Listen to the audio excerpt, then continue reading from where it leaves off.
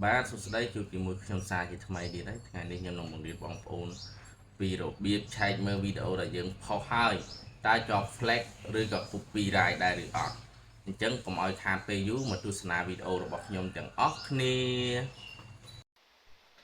បាទសួស្តីសម្រាប់បងប្អូនដែលថ្មីដែលមិនទាន់ចេះឥឡូវយើងចូលតាមដានក្នុងវីដេអូរបស់ខ្ញុំទាំងអស់គ្នាណាហើយយើងចូលថាឥឡូវយើងចូលវីដេអូដែលយើងបានផុសចេញអំបញ្ញមិញអញ្ចឹងណានេះវីដេអូខ្ញុំផុសចេញមិញណាផុសរយៈពេល44នាទីហើយ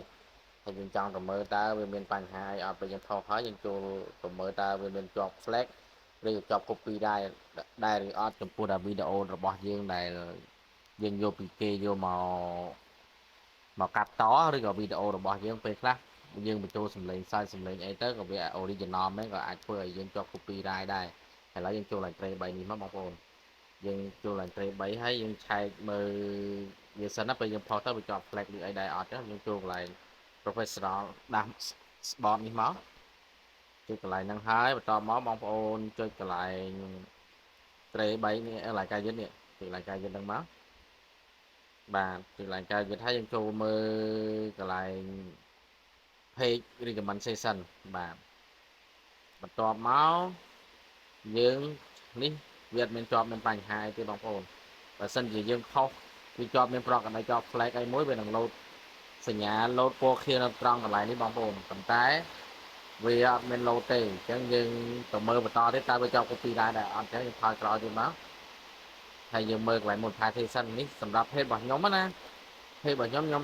set up រួចហើយប៉ុន្តែវាអត់បានឡើងណាស់ទេបងប្អូនវាបានតែប៉ុណ្្នេះទេនេះ CM របស់ខ្ញុំបាន set up រួចហើយអញ្ចឹងណាអញ្ចឹងយើងទៅចូលបន្តទៀតថយក្រោយវិញមកយើងថយអស់ហើយយើងអូស scroll ឡើងលើបងប្អូនអូស scroll ឡើងលើហើយបងប្អូនយកនេះកន្លែងពេលយើងអត់តាន់ចេញបែបនេះបងប្អូនហើយបន្ទាប់មកយើងចុចកន្លែង help and support នេះមកចុចវាមកចុចវាហើយយើងយកពាក្យថា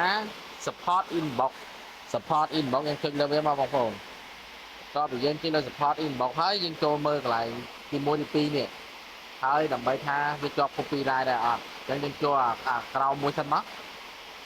នេះអត់មានជាប់ copyright ទេបងប្អូនបើសិនវាជាប់វានឹងលោតសញ្ញាកន្លែងហ្នឹងលោតថែមជាប់វីដេអូមួយណាអញ្ចឹងយើងចូលមើលបន្តទៀតមកឥឡូវគេទាំងអស់នេះម្ដងទេបងប្អូននេះក៏ស្អាតដូចគ្នាដែរបងប្អូនបើសិនជាមានជាប់វានឹងលោតសញ្ញានៅនឹងដូចគ្នាអញ្ចឹងវីដេអូរបស់ខ្ញុំក៏មានតែប៉ុណ្ណឹងបង្ហាញបងប្អូនអញ្ចឹងអរគុណដែលតាមដានវីដេអូរបស់ខ្ញុំទាំងអស់គ្នាកុំភ្លេចជួយ like ជួយ subscribe ឬក៏ follow page ហើយនឹង share comment ឲ្យម្នាក់មួយផងអរគុណច្រើនបងប្អូន